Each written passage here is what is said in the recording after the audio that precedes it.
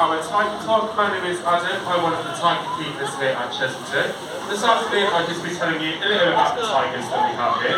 So we are actually home to 4 amber tigers. So we have 1 male tiger, his name is Summer, and then we have 3 female tigers called Kira, Olga and Kalinka. So all of our tigers are amber tigers, which are also known as Siberian tigers. So they are the largest subspecies of tiger, and they're also the largest big cats in the world as well. So when we come to feed our tigers, we actually feed them 3 times a week.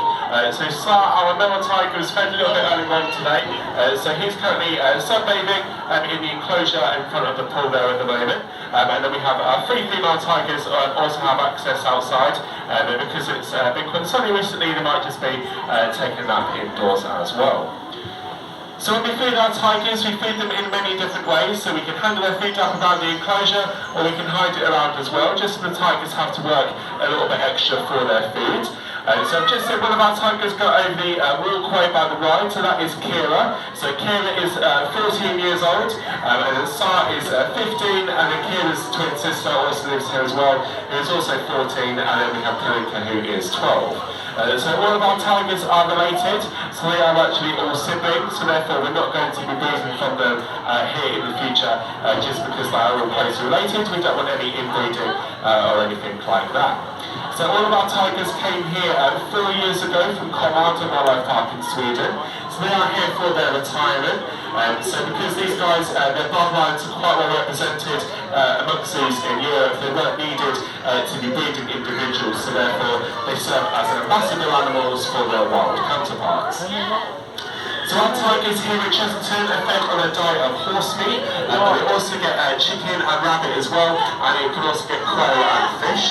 So like I said, we don't feed them every day. This is just because they wouldn't eat every single day in the wild.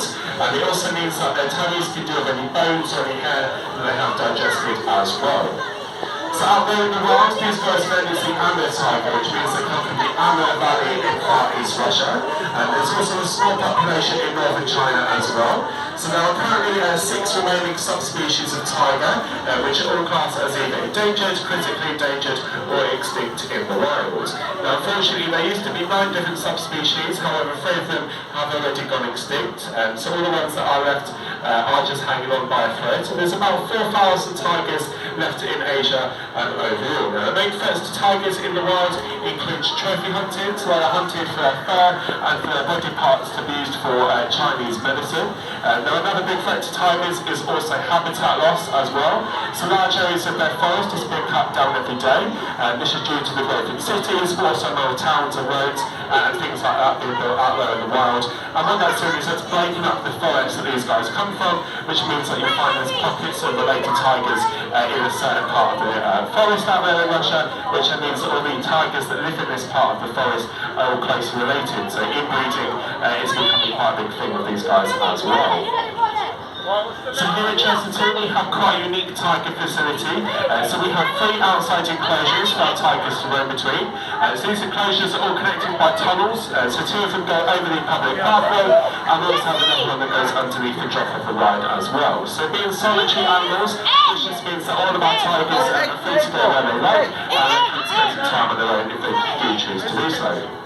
We also do lots of training with our tigers as well, so for obvious reasons we never get in the same space as them. So therefore we have to be able to get a good look at them nice and safely. So all of our tigers are trained to come over to the mesh where they can open their mouths, they can present their paws, and we can also get them to stand up nice and high as well, just so we can check their paws and underneath their body.